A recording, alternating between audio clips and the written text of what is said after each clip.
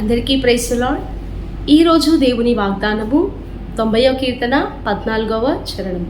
ఉదయమున నీ కృపతో మమ్మను తృప్తిపరచుము, అప్పుడు మా దినములన్నీయు మేము ఉత్సహించి సంతోషించదము. నిజమే, ఉదయమున లేవగానే ఆయన కృప కొరకు మనం వేచి చూచినట్లయితే మన హృదయాలు తృప్తిగా ఉంటాయి. ఆ దినములన్నీ కూడా, అంటే మన దినమంతా కూడా ఉత్సహించి సంతోషిస్తాం. నిజమే, గత వారమంతా దేవుడు మనల్ని కాచి కాపాడి మరొక నూతన వారంలోకి, అలాగే మరొక నూతన దినంలోని మనల్ని ప్రవేశపెట్టిన దేవుడు. ఆయన కృపలేనిదే ఈ నూతన దినంలో మనం ప్రవేశింపగలమా? అందుకే ఉదయమున లేవగానే ఆయన కృప కొరకు మనము వేచి చూడాలి. అంటే మోకరించి, మొదటగా లేవగానే మోకరించి, యేసయ్యా నీ కృపతో మమ్మల్ని తృప్తిపరచయ్యా, ఈ దినమంతా కూడా మేము సంతోషిస్తాము, ఉత్సహిస్తామయ్యా, నీకు మహిమకరంగా మా జీవితాలు ఉంటాయ్యా, అందుకే నీ కృప మాకు కావాలయ్యా అని మనము లేవగానే ప్రార్థన చేసుకోవాలి.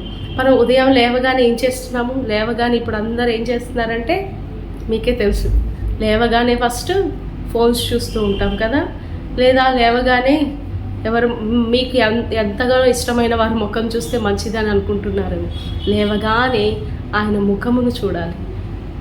ఒక స్పిరిచువల్ రిలీమ్లో లేవగానే మనం మోకరించి ఆయన కృప కొరకు మనం వేచి చూడాలి.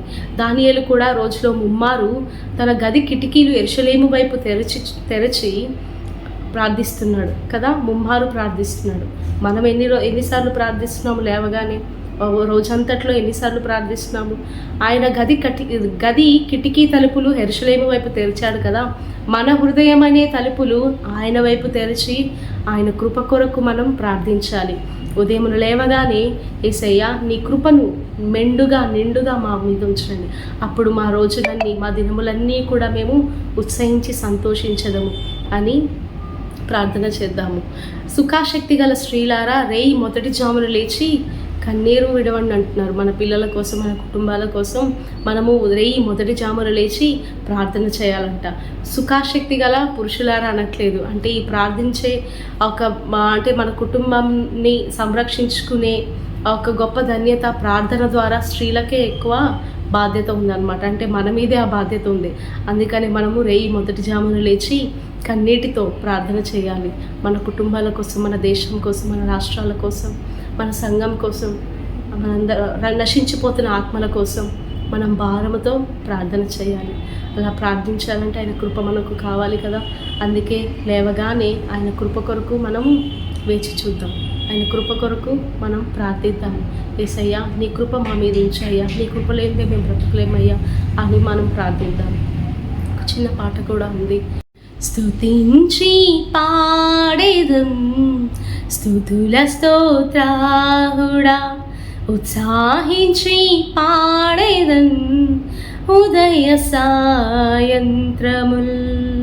స్తుతించి పాడేదం స్తుతుల స్తోత్రాహుడా, ఉత్సాహించి పాడేదం ఉదయ సాయంత్రముల్. స్తుతుల సింహాసనం మీదాసీనుడా,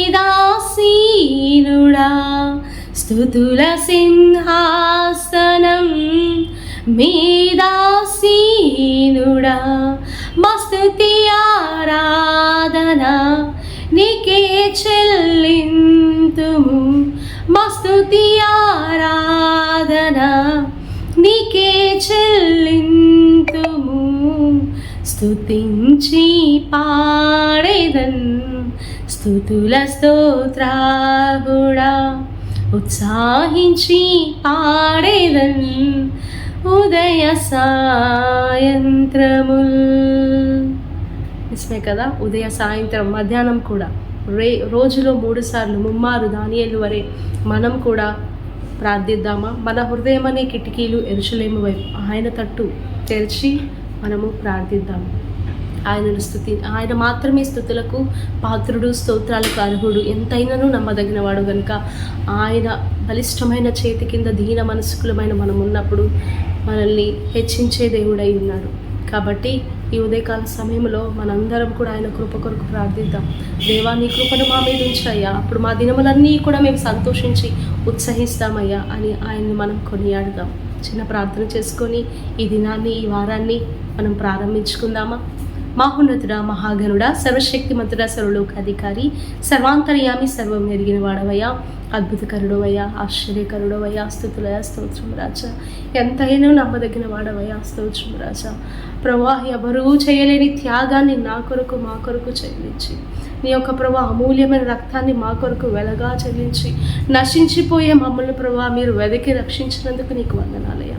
ప్రభా, ఈ దినమంతా, ఈ వారమంతా కూడా ప్రభా నీ కృపా కాపుదల, నీ సన్నిధి కాంతి మా మీద ఉంచండి అయ్యా. నీ కృప లేనిదే మేము బ్రతుకలేమయ్యా.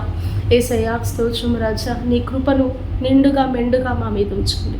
మా హృదయాలను తృప్తిపరచండి అయ్యా. అప్పుడు మా దినములన్నీ కూడా ప్రభా మేము సంతోషించి ఉత్సహిస్తామయ్యా.